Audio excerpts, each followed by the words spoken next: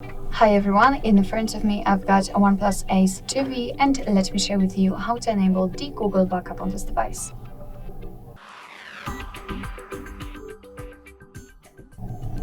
So first of all, we have to enter the settings and then scroll down to the very bottom to find additional settings. Now let's scroll down and enter backup and reset. As you can see, it will be at the very bottom of the list.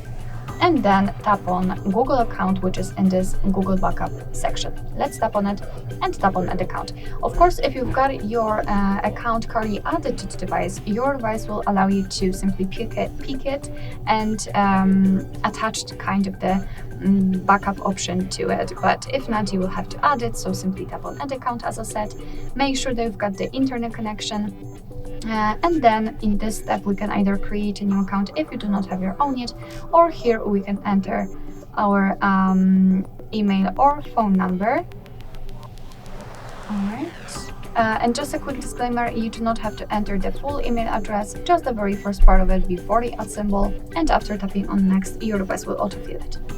So here we have to enter the password, and let me do this out of the screen.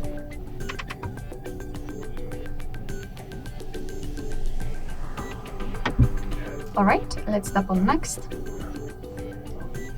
Here we've got a Google Terms of Service and Privacy Policy, so of course if you want you can read it, just tap on it, and here you've got the info.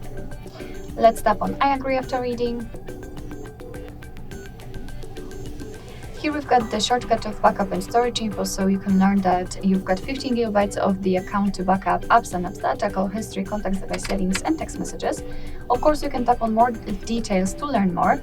Your device will back up the data automatically, of course store it securely, and you can manage it whenever you want to. So just tap on turn on. And here we've got another backup section, so you can check how much space you've got left. You can manage the storage, so for example, remove some unnecessary files or duplicated photos.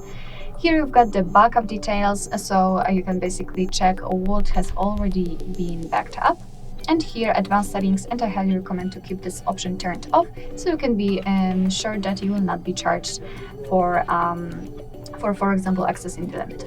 Alright, so all you have to do to finish everything is to tap on backup now, and as you can see, your device is backing up the data.